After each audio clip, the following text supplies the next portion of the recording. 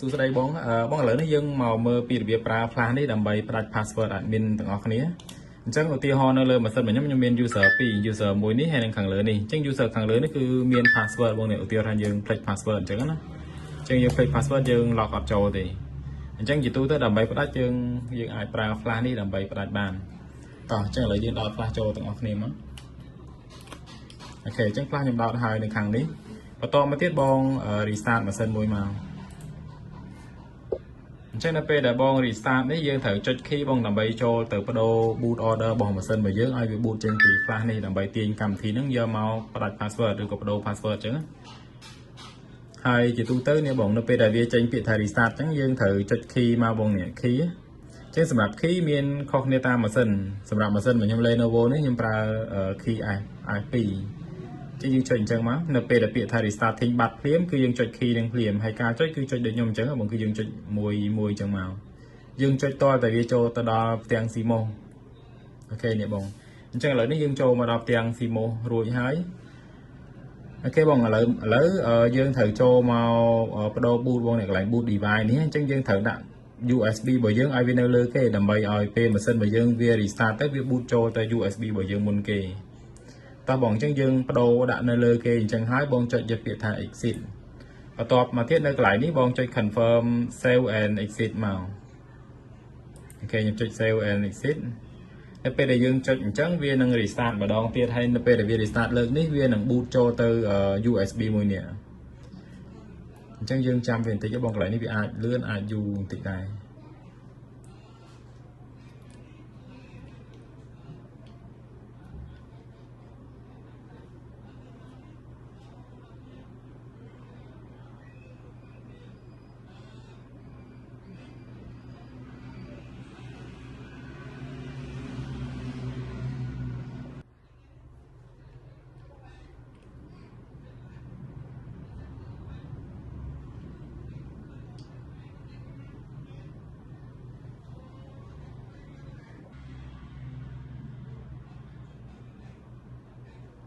អូខេបងអញ្ចឹងឥឡូវនេះវាកំពុងតែដើរទៅ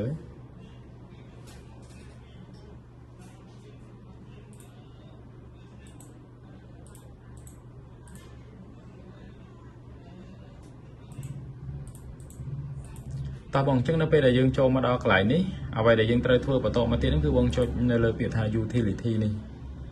បង double click នៅលើ folder ហ្នឹងមួយមកបន្តមកទៀតបងមើលមករកពាក្យថា security ហើយនៅកន្លែងនេះបងរើសយកពាក្យថា password ហើយនៅកន្លែងនេះបងរើសយកពាក្យថា anti password edit អញ្ចឹងបង double click មកតោះបងអញ្ចឹងនៅកន្លែងនេះបងចុចយកពាក្យថា open ដើម្បីបើកវាអូខេអញ្ចឹងមកដល់កន្លែងនេះបងត្រូវរើសយក user របស់យើងមួយ user ដែលជាប់ password មុននឹងមិញហ្នឹងជាទូទៅម៉ាស៊ីនរបស់បងអាចមានមួយតែបើខ្ញុំមានដល់ទៅ2នេះមាន Lenovo ផងមានមួយនេះផង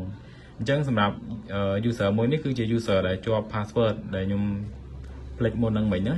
អញ្ចឹងយើង select នៅលើវាហើយបងចុចយកពាក្យថា change password អូខេបងអញ្ចឹងនៅកន្លែងនេះជាទូទៅបើសិនជាបងចង់បដូរ password ថ្មីបងដាក់ password ថ្មីរបស់យើងមកអញ្ចឹងបងវាយអីក៏បានដែរបងវាយហើយបង verify បងផ្ទៀងបងវាយវានៅខាងក្រោមនេះមួយទៀតមកតែបើបងអត់ចង់ដាក់ password ទេបងចង់ផ្ដាច់តែ password ចាស់របស់យើងចោលហើយបងលែងដាក់ password បងមិនបាច់ដាក់អីទាំងអស់បងគ្រាន់តែចុចយកពាក្យថា OK នេះទៅបានហើយបងចុច OK ហើយបងចុចយកពាក្យថា save change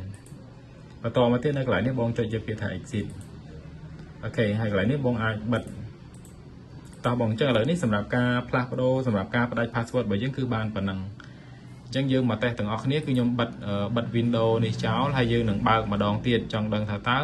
user ដែលយើងជាប់ password មុននឹងមិញហ្នឹងវាដាច់ password ហើយនៅអញ្ចឹងខ្ញុំសូមចុច shut down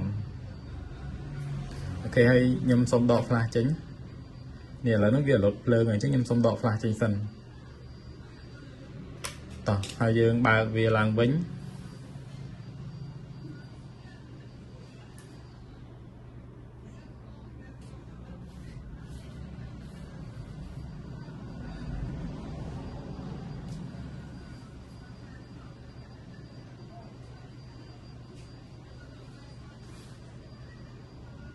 អញ្ចឹងនៅក្នុងវីដេអូនេះគឺខ្ញុំអត់មានកាត់អីទាំងអស់គឺយើងថត direct ផ្ទាល់យកហ្មងអញ្ចឹងវីដេអូនេះអាចរៀងវែងបន្តិច ok ចឹងនេះគឺជា user ដែលយើងបាន clear password មុននឹងមិញហ្នឹងហើយនៅក្នុងដើមវីដេអូគឺយើងបានឃើញហើយគឺដើម្បីចូលមក user នេះគឺយើងត្រូវការវាយ password យើងវាយអត់ត្រូវគឺវាអត់ចូលទេប៉ុន្តែឥឡូវនេះគឺយើងមិនបាច់វាយ password ទេគ្រាន់តែយើងចុចបើកម៉ាស៊ីនរបស់យើងមកគឺវាចូល auto ហ្មងចឹងបានន័យថា password ដែលយើងបាន clear មុននឹងមិញគឺយើងបាន clear បាន success តោះបងឥឡូវយើងសាកមក switch user មកឥឡូវខ្ញុំសាញអាវ